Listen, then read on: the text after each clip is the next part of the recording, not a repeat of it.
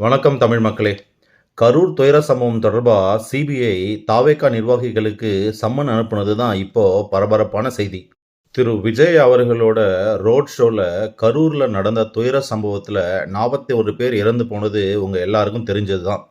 இது சம்பந்தமான வழக்கு இப்ப சிபிஐ வசம் இருக்கு. சிபிஐ இப்ப தாவேகாவோட நிர்வாகிகளான திரு புஸ்ஸி ஆனந்த், திரு ஆதவ் அர்ஜுனா, திரு நிர்மல்குமார் மற்றும் மதியழகன் ஆகியோரை 29ஆம் தேதி சிபிஐ ஆஃபீஸ் டெல்லியில் ஆஜராகணும்னு சொல்லிட்டு அவங்களுக்கு சம்மன் கொடுத்துருக்குறாங்க.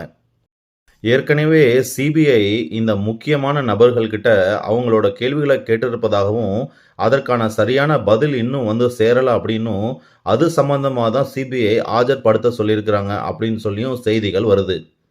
இந்த வழக்கில் A1, A2, A3யா திரு மதியழகன் அவர்களையும் திரு புஸ்ஸி ஆனந்த் அவர்களையும் திரு நிர்மல்குமார் அவர்களையும் சேர்த்துருக்குறாங்க. இது வரைக்கும் திரு விஜய் அவர்களை இந்த குற்றவாளி லிஸ்ட்டில் சேர்க்கலை. என்னை பொறுத்த வரைக்கும் இந்த வழக்கில் இதுவரைக்கும் திரு விஜய் அவர்களை தமிழக அரசாங்கம் குற்றவாளியாக சேர்க்கலை. அதற்கு காரணம் என்னன்னு கேட்டிங்கன்னா 2 விஷயம். 1 திமுகவோட அனுபவம், 2 அஇஅதிமுகவோட சப்போர்ட். திமுக மற்றும் அதிமுக ஆகிய 2 கட்சிகளும் இந்த விஷயத்தில் ரொம்ப மெச்சூர்டாக ஹேண்டில் பண்ணியிருக்கிறாங்க அப்படின்னு தான் சொல்லுவேன். இந்த விஷயத்தில் இனி பாரதிய ஜனதா கட்சி தான் தன்னுடைய ஆட்டத்தை ஆரம்பிக்கும்.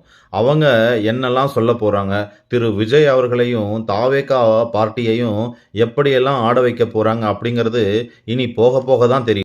எதற்காக நான் அப்படி சொல்கிறேன் அப்படின்னு கேட்டிங்கன்னா, சமீபத்தில் திரு அல்லு அர்ஜுனா அவர்கள் இது மாதிரி ஒரு சம்பவத்தில் மாட்டிக்கிட்டாரு. ஆனால் அவர் மேலே அரசாங்கம் வழக்கு போட்டு A1 குற்றவாளியாக ஆக்கியிருக்கிறாங்க. நன்றி மக்களே.